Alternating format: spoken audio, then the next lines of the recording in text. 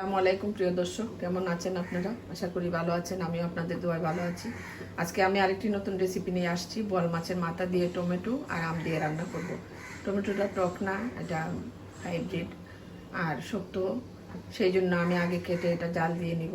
সেই জন্য আপনাদের সামনে নিয়ে আসছি। আসুন তাইলে আমরা টমেটোটা কেটে জাল দিয়ে নিই, তারপর রান্নাটা বসাই দেবো। সে পর্যন্ত আমার সাথেই থাকবেন।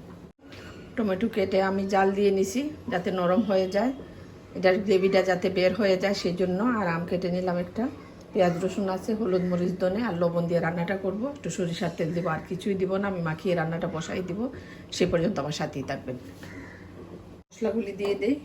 পেঁয়াজ রসুন আছে, রসুনটা বেশি টক যেহেতু রসুন বেশি লাগবে। হলুদ মরিচ ধনে আর দিব স্বাদ মতো লবণ। টমেটো তো আমার কিছু লবণ আছে, আমি জাল দেওয়ার সময় একটু লবণ দিয়ে দিছিলাম।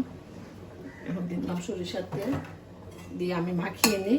সে পর্যন্ত আমার সাথেই থাকবেন। সব আমি মাখিয়ে নিলাম, পানিটা দিয়ে দিব। টোকে বেশি জাল দেওয়া যাবে না, বেশি মরিচ দিলে ভালো লাগবে না, সেই জন্য হালকা দিছি। টোকটা একটু মিষ্টি মিষ্টি হবে। এখন আমি ঢাকা দিয়ে দিব মাছটার জন্য। মাছটা একটু সিদ্ধ হয়ে যাও, সেই পর্যন্ত সাথেই থাকবেন। মশলাটা ধরিয়ে দিচ্ছি। দেখি কি অবস্থা। মাছটা হয়ে গেছে, মাছের ভিতরে লবণ টবণ সব ঢুকে গেছে। আমি টমেটোটা দিয়ে দিব। এই যে আমার টমেটোটা আমি দিয়ে দিচ্ছি, এটা একদম গলে গেছে। এটা যদি আমি না জাল দিতাম তাইলে গ্রেভিটা বের হতো না, খেতেও ভালো লাগতো না। এখন আমি আবার ঢাকা দিয়ে দিই, সে পর্যন্ত আমার সাথে অবস্থা।